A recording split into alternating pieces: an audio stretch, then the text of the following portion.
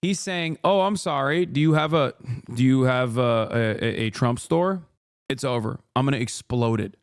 He said, "No more drop shipping and no more Trump merchandise." By the way, I can't watch the rest of this. This shit sucks. All right, let's get to the fucking tariffs, dude. On President-elect Trump, he is blasting Mexico and Canada over their handling of the border and promising to punish them with high tariffs on day one of his administration.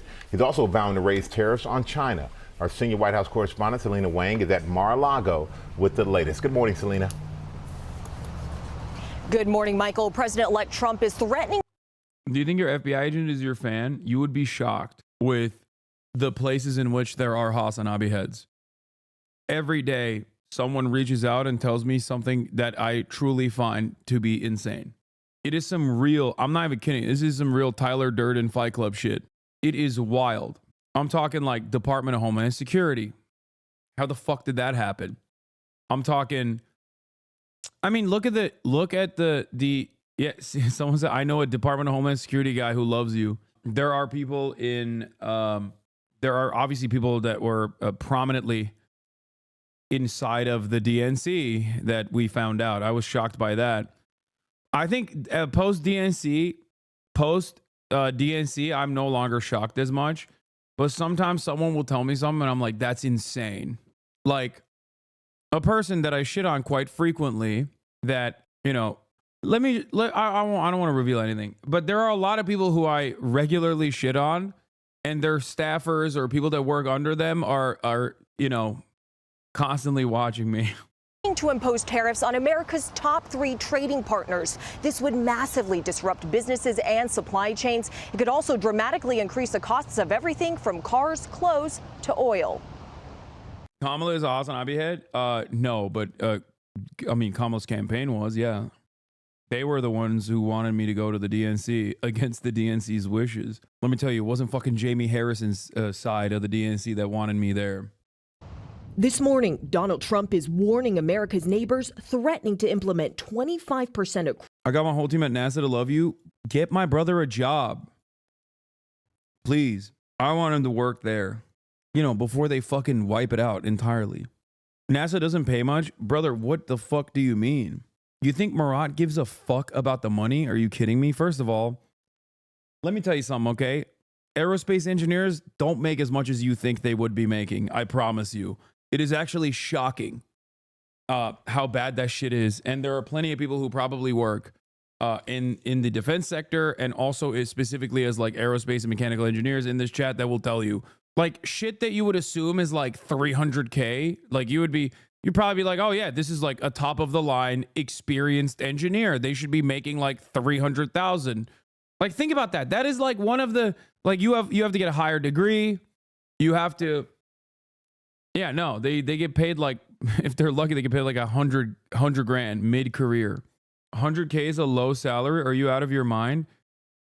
Brother, for someone who's like, you know, half a decade into their career, almost a decade into their career, as a fucking rocket scientist, what are you talking about? You know how people say it's not rocket science? The reason why people say that is because rocket science is hard. And the expectation from normal people is that, you know, when someone is doing rocket science, that they're probably going to be paid a lot more than the average person. Anyway. Across the board tariffs on... Let's get to fucking tariffs, dude. I'm done talking about this shit. To the latest on President-elect Trump, he is blasting Mexico and Canada over their handling of the border and promising to punish them with high tariffs on day one of his administration. He's also vowing to raise tariffs on China. Our senior White House correspondent, Selena Wang, is at Mar-a-Lago with the latest. Good morning, Selena. Good morning, Michael. President-elect Trump is threatening to impose tariffs on America's top 3 trading partners. This would massively disrupt businesses and supply chains. It could also dramatically increase the costs of everything from cars, clothes to oil. This morning, Donald Trump is warning America's neighbors, threatening to implement 25% across-the-board tariffs on Mexico and Canada on day one if both countries, he says, don't crack down on their borders with the U.S. Trump cites a new caravan coming from Mexico with a group of hundreds of migrants, mostly from South and Central America, leaving southern Mexico last week. This Ecuadorian migrant says, "We want to be on the other side before the new president of the United States takes office, as he seems quite harsh on immigrants." The president-elect blames Mexico and Canada, saying his tariffs will remain in effect until such times as drugs, in particular fentanyl, and all illegal aliens stop this invasion of our country. Mexico in particular is America's largest trading partner, with the U.S. buying near $500 billion of Mexican goods. I love this story so much because it is JD Pond Don, baby. It's called JD Don. JD Pond, permanent first world genocide. Okay, he's bringing it in. He's saying no more treats for you Amerifats. Every Ameroid, billions must be removed from the treacherous nature of treats. Okay, it's true.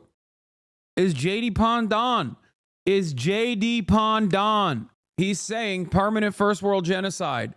He's saying it's over. It's done. No more fucking treats. And I respect him for it, okay? No more treats for you, Amerifat. The directorate is clear. The dictatorship of the proletariat will rise. No more treats.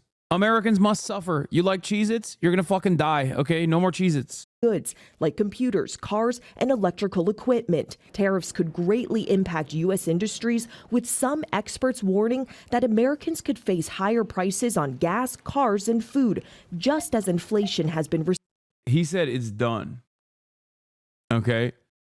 He said Americans are no longer going to get treats.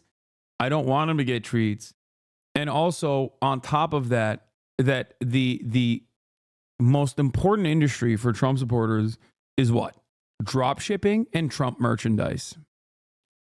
He wants to gut this industry, okay? He wants to destroy these two key sectors. He despises his fan base, okay? He's saying, "Oh, I'm sorry. Do you have a Trump store? It's over. I'm going to explode it." He said, no more drop shipping and no more Trump merchandise. Receding. Mexican authorities have broken up past caravans, with many more disbanding on their own. But Trump's incoming. Oh yeah, by the way, this is the other thing I called. A lot of people were wondering, like, Hasan, why the fuck is Trump doing this trade tariff shit? And I told you it's going to be to win favors. That's it. It's that, and also to maybe in the future gut what remains of the income tax. Border czar Tom Homan is now warning those migrants they will soon face harsher policies like family separation. We got to enforce immigration law, or we're never going to fix the border, and it leads to a big national security vulnerability to this nation. Later today, Homan will meet with Texas's Republican Governor Greg Abbott as he prepares for his sweeping crackdown. If enacted, these tariffs could violate the terms of the trade agreement between the U.S., Mexico, and Canada. That he signed, by the way. He didn't have to too, and then now is saying, fuck that. Canada, which Trump signed into law during his first term. Trump also accused China of sending drugs pouring into our country, threatening an additional 10% tariff on all Chinese products, too. Tariffs are a favorite tool of Trump's. To me, the most beautiful word in the dictionary is tariff, and it's my favorite word. Trump's comments drawing responses from trade partners. The Chinese embassy saying economic and trade cooperation is essentially mutually beneficial. No one will win in a trade war or a tariff war. And Canada responding, saying they'll continue to discuss these issues with the incoming administration. Trump used tariffs as a negotiating tactic during his first term, so he's reusing that playbook again. But if he actually follows through on his campaign vow for higher tariffs, some economists estimate that could cost the average U.S. household more than $2,600 a year. George? It could really drive inflation. Okay, Selena, thanks very much.